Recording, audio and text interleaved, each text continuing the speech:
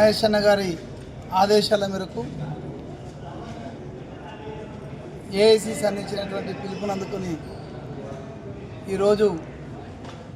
ఇటీవల పార్లమెంట్లో కేంద్ర హోంశాఖ మంత్రి అమిత్ షా గారు రాజ్యాంగ నిర్మాత డాక్టర్ బాబాసాహెబ్ అంబేద్కర్ పైన చేసినటువంటి అనుచిత వ్యాఖ్యలకు నిరసనగా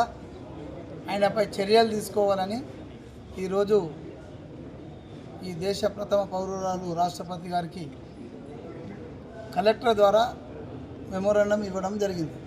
ఇటు కార్యక్రమంలో నాతో పాటు జేసీ గారికి మెమోరాండం ఇవ్వడం జరిగింది. కలెక్టర్ గారు అందుబాటులో లేని కారణంగా జేసీ గారికి మెమోరాండం ఇవ్వడం జరిగింది. ఈ సందర్భంగా ఈ దేశంలో గత 10 సంవత్సరాలుగా పాలిస్తున్నటువంటి బీజేపీ పార్టీ గత 10 సంవత్సరాల కాలంలో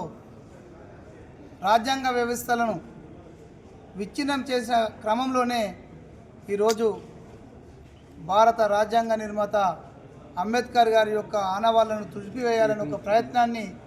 ఈరోజు కాంగ్రెస్ పార్టీ తీవ్రంగా ఖండిస్తుంది. ఎందుకంటే అమిత్ షా మాట్లాడుతూ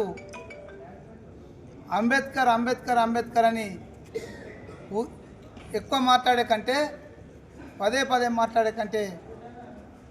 ఏదన్నా దేవుణ్ణి స్మరించుకుంటే మీకు పుణ్యం వస్తుంది అనే పద్ధతిలో మాట్లాడిన విధానం ఏదైతుందో ఈ దేశంలో ఉన్నటువంటి దళిత గిరిజన బహుజన నాయకులతో పాటు రాజ్యాంగ ఫలాలు అందుతున్నటువంటి మొత్తం దేశ ప్రజలందరూ కూడా ముక్త కంఠంతో ఖండించినటువంటి పరిస్థితి. ఈరోజు సమస్యలను గత 10 సంవత్సరాలు విచ్ఛిన్నం చేస్తే ఇక్కడ ఈ దేశ స్వాతంత్రం కోసం, ఈ దేశ పునర్నిర్మాణం కోసం,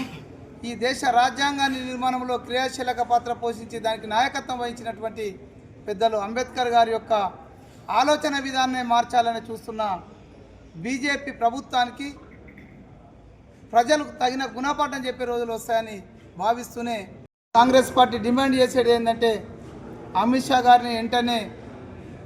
మంత్రివర్గం నుంచి బర్తరఫ్ చేయాలి, ఆయన పైన చట్టపరమైనటువంటి చర్యలు తీసుకోవాల్సిందిగా ఈరోజు కాంగ్రెస్ పార్టీ డిమాండ్ చేస్తూ కలెక్టర్ గారికి మెమోరాండం ఇవ్వడం జరిగింది.